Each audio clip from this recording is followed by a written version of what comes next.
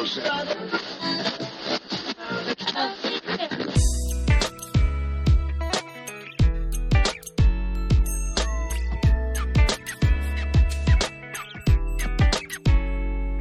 everybody, and welcome to the Pre-Accident Podcast. This is it. You found it. I'm your host. I'm Todd Conklin, and we're going to hang out for the next half hour or so. Thanks for tuning in or listening or downloading or whatever it is you putting your speakers into your ear holes or whatever it is you do to listen to a podcast. I appreciate it. I know your time is money, and I know you don't have a lot of either.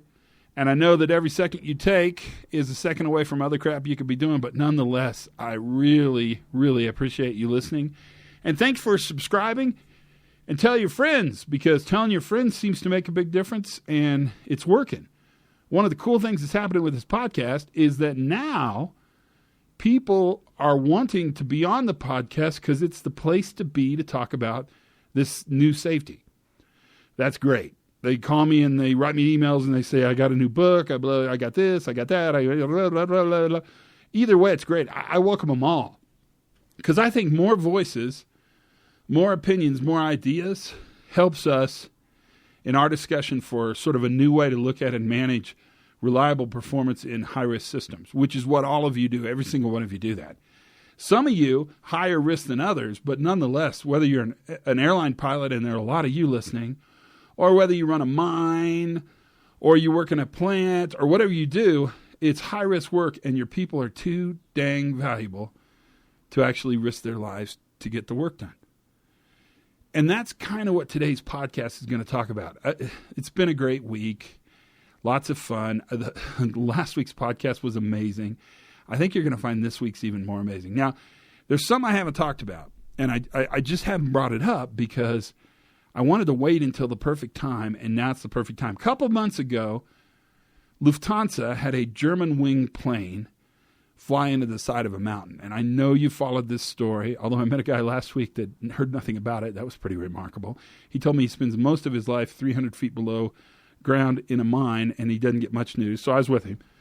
Nonetheless, we had a 27-year-old co-pilot with less than 600 hours experience on the piece of equipment, flying an Airbus A320, who basically flew it into the side of a mountain. And the way he did it is he encouraged the pilot to leave to go to the bathroom. When the pilot left, he barricaded the door, set the altimeter to 100 feet, and watched the plane progressively go to its demise. Horrible. Horrible, horrible, terrible. 149 people were murdered, and one person committed suicide. Now, as students of a more systems approach to understanding reliability, I hope you thought about this, because I did, because this one's really interesting.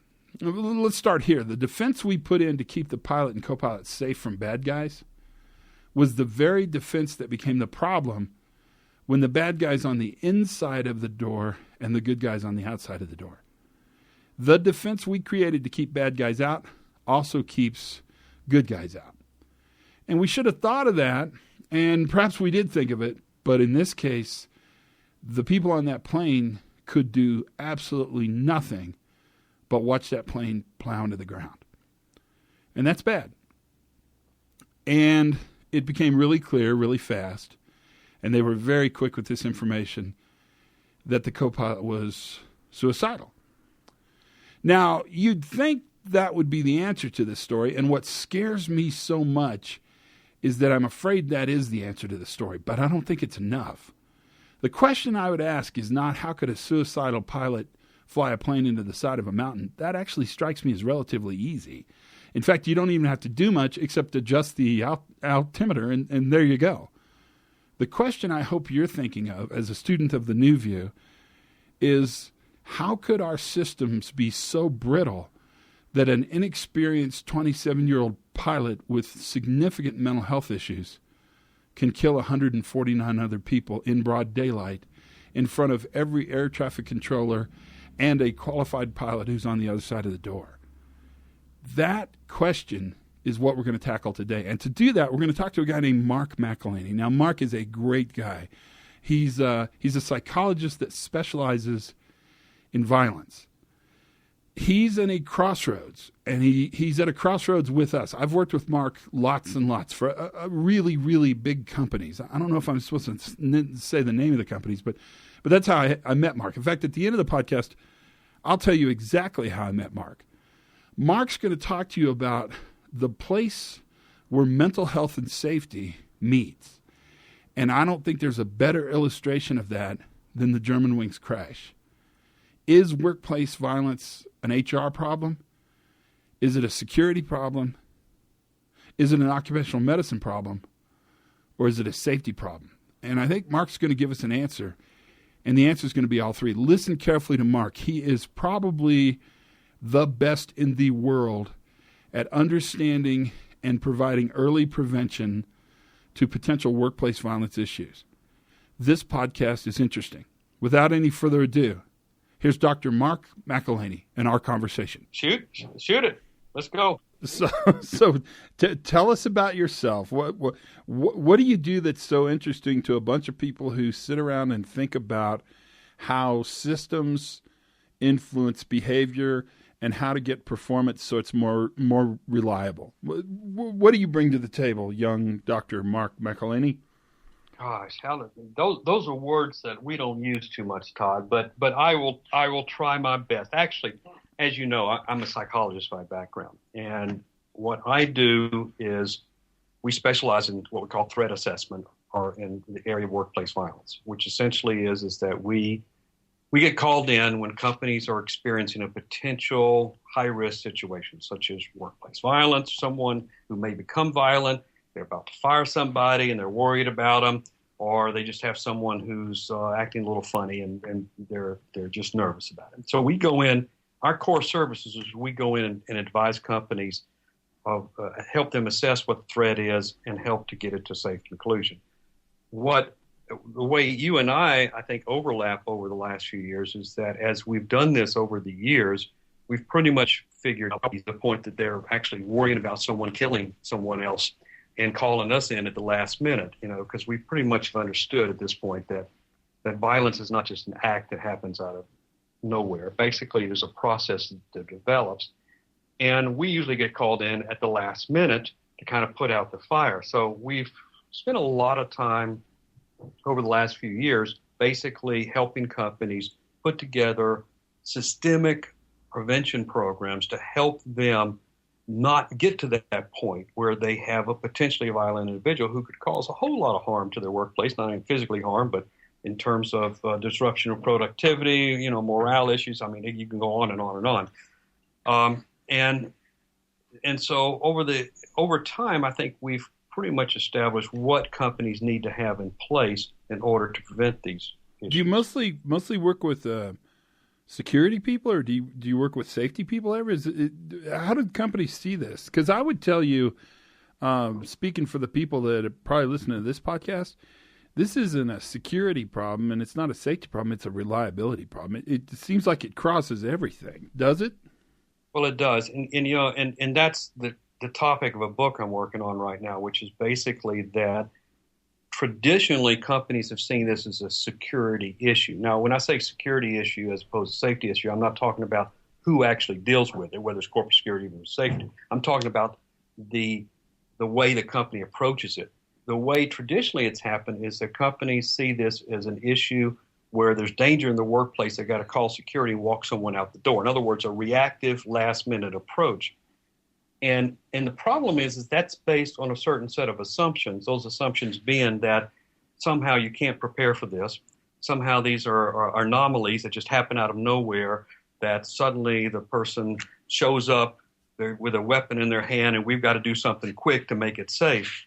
And what the whole theme of my next book is essentially going to be the fact that these are situations that develop within the workplace, not anomalies, not criminal types, not psychopaths, and they're showing signs and symptoms and a process that the company can be aware of and have a program that identifies these people and deals with these situations early with less cost and with safer outcomes. So to me, it's a safety concern. To me, it's a safety concern that's just as legitimate as as making sure you buckle your seatbelts when you ride in cars or taping the electrical cords. Yeah, I agree.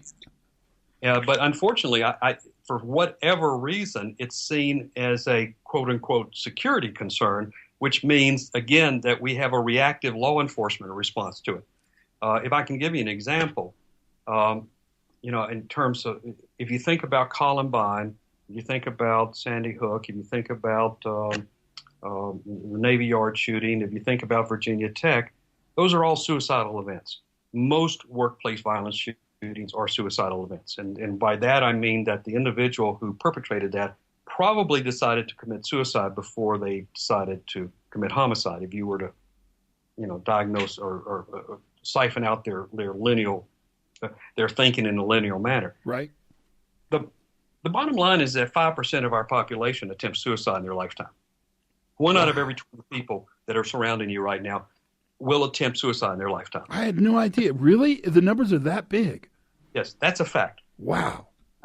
And 40% of workplace violence is domestic violence. So 1 out of 4 women in the United States, 1 out of 4 has been assaulted or sexually abused by an intimate partner. 1 out of 4.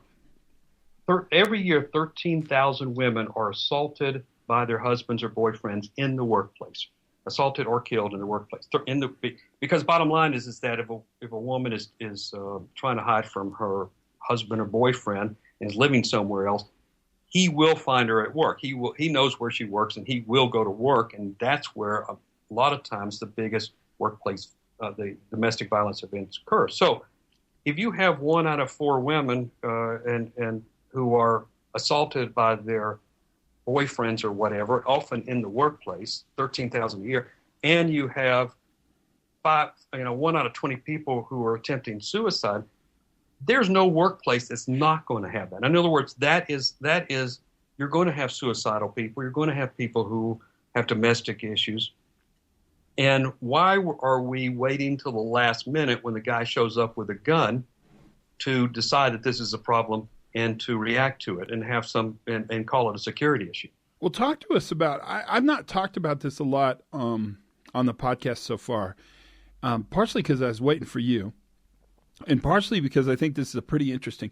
Talk to us about this German wings thing. So here we have a 27-year-old co-pilot, less than 600 flight hours on the Airbus A320, waits for the pilot to leave to go to the bathroom, barricades the door, and basically drives the plane into the side of the Alps.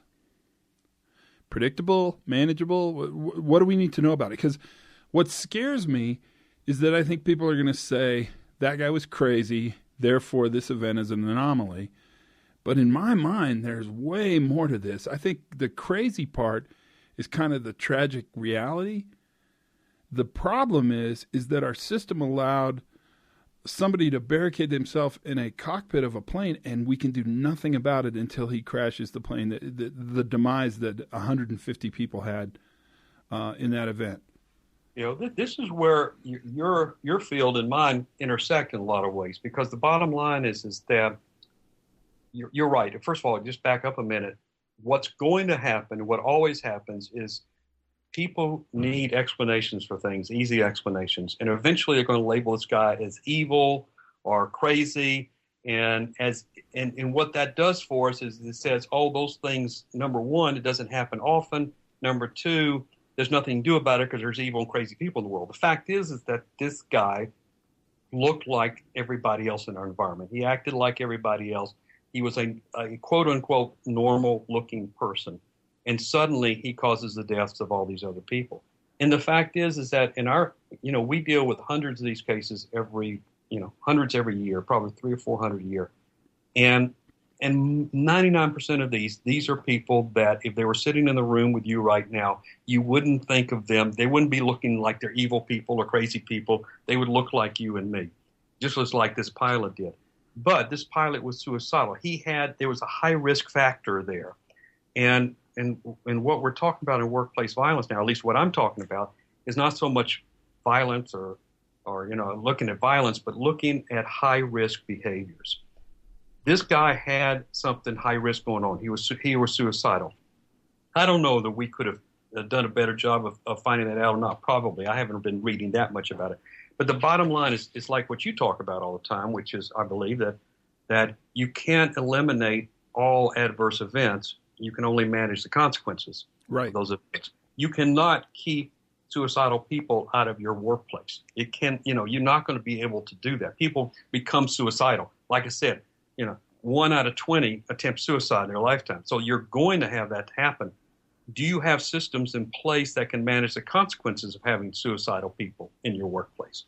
And that's kind of, I think, really kind of ends up at your doorstep in terms of what you do, and what you talk about in your safety. But in this case, the pilot self-recommended, had he self-identified that he was having pretty significant issues around destruction of self, he would have lost his ticket and would not have been able to fly. So it strikes me that the system, and this is where I think your work is really interesting, the system wants these people to go and self-identify as mentally unstable, but if they do self-identify as mentally unstable, the reward for that is to be removed from the workplace and to have your ability to do your job, pay your bills, make the boat payment, that goes away. It strikes me that insider threat, which is really a significant threat to these people, the systems we have to identify and help these people are really naive and simple. If you feel bad, tell somebody and we'll get you help. Exactly. I mean, in the bottom line, at least in the United States, we don't have a mental health care system to speak of. I mean, we have no safety nets. So the bottom line is that you're right. If this guy self-identifies, he's out on the street and there's no support system for him. There's nothing. I mean, again, which may describe a whole nother problem area that's got to be dealt with too, is that, taking care of people as opposed to tossing them out the door, because the bottom line is, like you said, I mean, this guy would have been tossed out the door, said you're suicidal, and they'd be put somewhere and he wouldn't be able to, he would not be given the resources in order to make his life better. God, that's interesting when you think it that way. I mean, I don't know if I've thought about it that way, but I suppose after you're about 18 years old, all the mental health support network pretty much goes away. When you're a kid, there's tons of help, right? But no, not anymore. I mean, I know here in Atlanta, we used to have 4 hospitals when I first started here 25 years ago for adolescents, disturbed adolescents. We have 0 now. Wow. And it's like, because, bottom line is that we don't have a system for a variety of reasons that where people can't, I mean, there's no insurances pay for hospitals anymore in this country. And the fact that you can't put people in hospitals for any length of time in this country. And I mean, the mental health system in the U.S. is a jail system primarily. I mean, there is no long-term care. And, and again, what happens in the workplace is that whenever someone sees someone that needs help, we send them to the employee assistance program. They come back 2 days later with a clean bill of health, and we say, good, and put them back to work. And they're pissed off, and they're angry. And they're right? pissed off, angry, and they haven't gotten good care. And nor do we know what happened because there's a confidential relationship. So that's a lot of what we do. Basically, what we do is we're consultants to the company. So if you have an issue with somebody, then we try to help them get the care that they need in a way that really is respectful of that individual and their integrity, and hopefully makes their lives better, because the company benefits from that. You send someone out the door angry and confused, and you toss them out on the street. You pay a price for that at certain points. By the way, I mean, I read the other day a statistic, and I haven't followed up on it to see where it came from, but said that most workplace violence at terminations happen 6 months later. So, the average termination workplace violence event, where you terminate an employee and they come back and hurt somebody, a lot of times it's the average wait of time is 6 months later. How does a safety manager have this conversation with his leadership? Well, I believe that what you have to do, I think there's certain components that have to be done, in order to prevent workplace violence. And first of all, you've got to have leadership on board. you've got to have leadership supporting this process. Secondly, you've got to have your critical personnel, your safety managers, your security, corporate security, HR, invested in this idea. And then you're eventually going to have to train your employees. You're going to have your employees reporting their concerns. We go into situations all the time where the first things that we're told is that we got this new situation just happened today. And we investigate it. We start talking to people. We find out, no, this didn't just happen today. There was something going on last week, and there was something going on last month. And sometimes there's been something going on for 20 years. And everyone either denied, avoided, or just did not deal with the situation, perhaps for good reason, because they didn't know what to do, nor did they feel permitted to do anything about it. But the bottom line is that the company basically got to the point where they're in a dangerous situation because they did not do anything about. They were not sensitive to these early signs. It was not being reported. They didn't have people that were responding to these reports when they did come in. They didn't have a systemic way to address these issues early in the process. So, and it's about paying attention and taking care of each other. So, to be simplistic to a certain degree. Oh, I actually think that's we'll tell you the same thing on the safety side, is that it's the people who understand best what's going on are the people out there doing the work, and they're constantly detecting and correcting, identifying, paying attention. The question I would have, and I think it's where you are, is what do they do with this information? If leadership doesn't realize it's a problem, do they have any? If they don't have any, if they're not prepared for it, is the message real? Exactly. I mean, it's kind of like we'll go into a situation and we'll be talking to a manager and says, "You notice anything different about this guy recently?" Oh yeah, I mean, in the last year he's been coming to work late. He looks drunk. He's hungover. His performance is down. He looks like he hadn't bathed or whatever. He says, "Well, what's going on with him?" Well, I don't know. I mean, why would you not know? I mean, why have you been? What is the message that's been given to the managers here? I mean, the message should be know your employees. Know what's going on with them, and know what the resources are within the company to make sure that employee's getting help. Because what happens is suddenly he shows up to work with a gun, and everybody's saying, "Oh my gosh, what's going on?" And you should have been prepared for this, because but your managers did not have permission or the knowledge of what to do, in those situations. But to me, it's pretty simple. I mean, if you got a guy starting to come in, his performance is going down, and he's starting, he's coming in late and all, then that needs to be addressed at that particular moment. Right. But sometimes those conversations are hard to have, right? It's easier to ignore it, isn't it? Yeah, oh yeah. Well, I mean, probably the perfect example of that is what I'll call a workplace bully. The guy that walks around like they've got a sign on him saying, don't mess with me or else. And of course we don't mess with them, and nobody messes with them, and everybody gives them good performance ratings, and we don't discipline him. And 20 years later, when he does act out and he feels like he owns the place, we're brought in with a guy that feels pretty reinforced and entrenched in the workplace because everyone was afraid to deal with the situation. But you pay a price eventually. Amazing. So companies that have had a problem, companies that have had a workplace violent event, they understand this now, and they're probably much more preventive in nature. Yeah, I think. Well, if they have an event and they follow it up by reaching out to folks like ourselves, to help them put together some programs, they do. They usually are. If you can direct their increased sensitivity to do the right things. Yes, the answer would be yes. But it's very easy to dismiss things and put them on the back burner too. I mean, it's like, we all can do that very easily.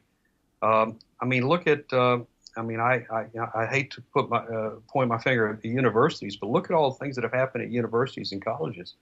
It's not been my experience that they've done that much. If there's any one organization that should be doing something, it's them. But again, these things are written off many times as they just happen. And I think you mentioned one time, you said luck is what did you say? The luck is an extremely difficult strategy to manage. again, I think a lot of places just rely on, well, maybe this won't happen again. Well, or there's a collective ignorance. They collectively choose to ignore problems that are really, really difficult, and they don't have methods by which they can manage those problems. And, right. and you see it a lot. I mean, the best example is that you can go to almost any big meeting, and there'll be something that they're choosing not to deal with today. When we have our training, when we do have a company that buys our program, we have a comprehensive kind of preventing workplace violence package program that includes employee training, employee awareness training. When we start that employee awareness, we first train the company to know how to respond to any kind of reports, because once you train the employees, you're going to be flooded by reports. Your employees know stuff that will horrify you. I mean, that they don't know how to report it. Once we tell the employees what's supposed to be reported, you better watch out, because you got to be careful what you can ask for, because you're going to find out there's people in your workplace that you had no idea.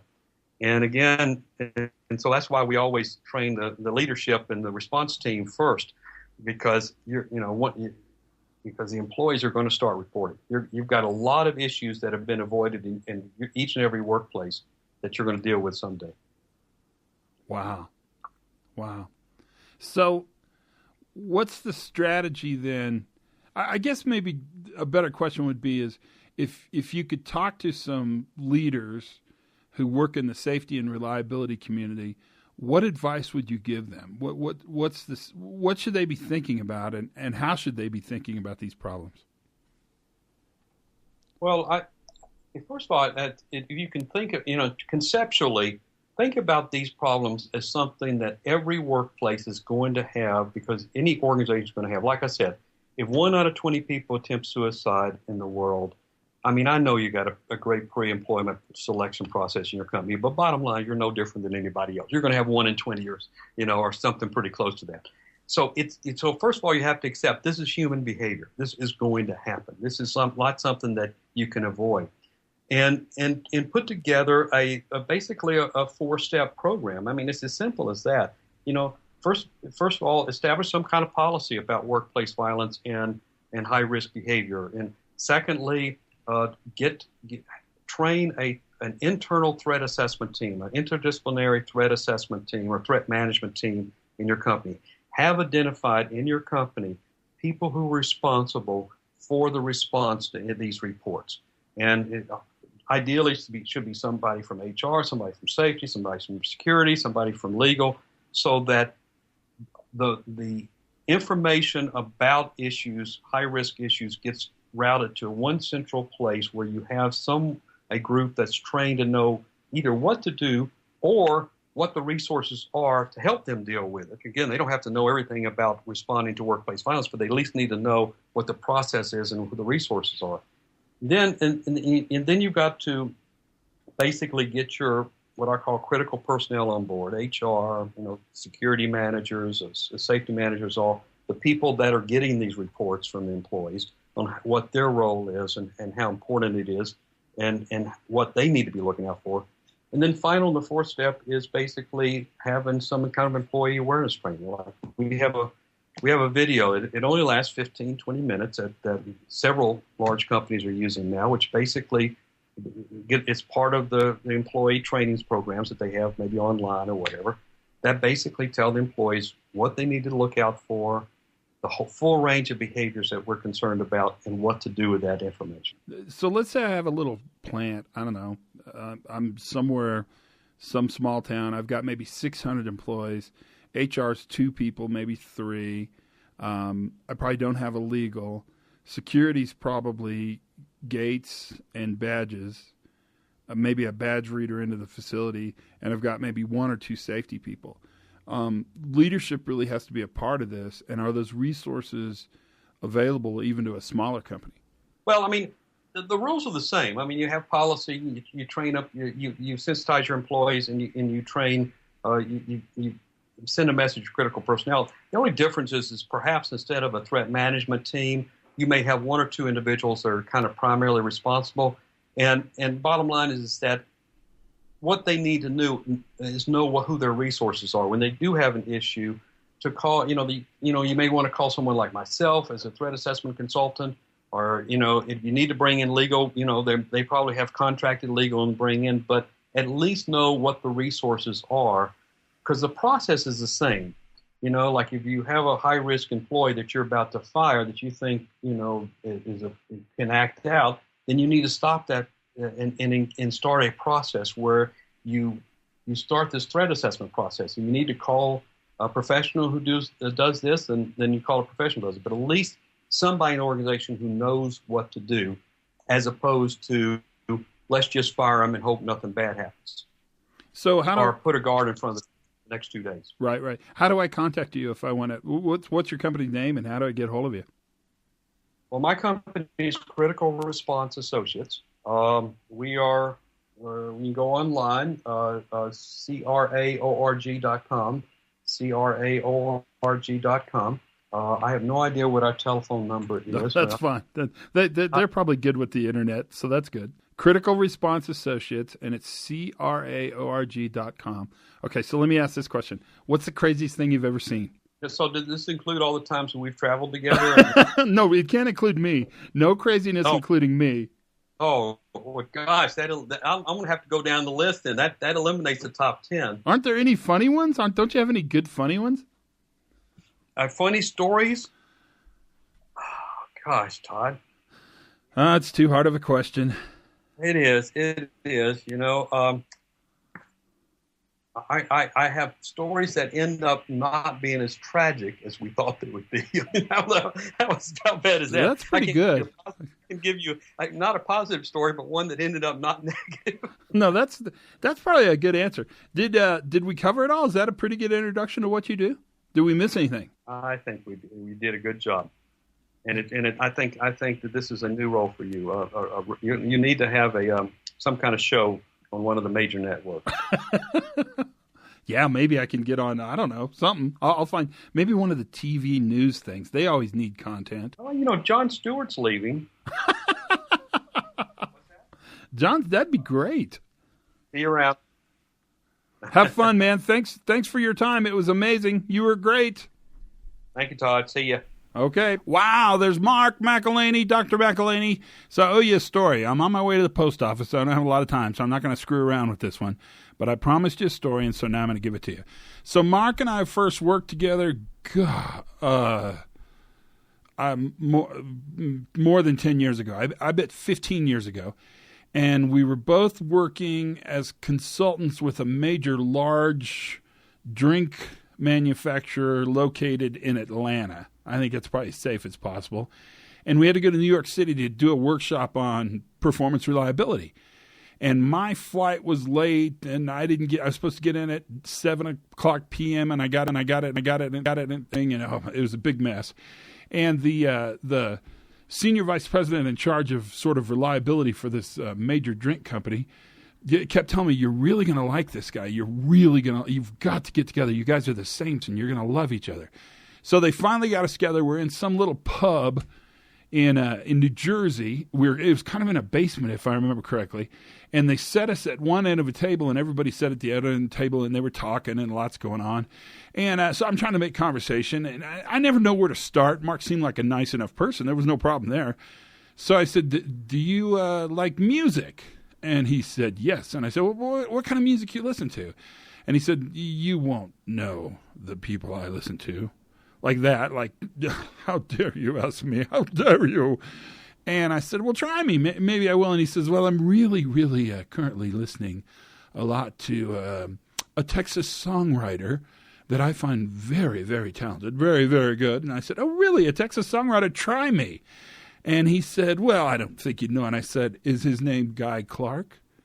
And that moment in time, that brief split second, we became fast friends and have stayed that way for almost 20 years.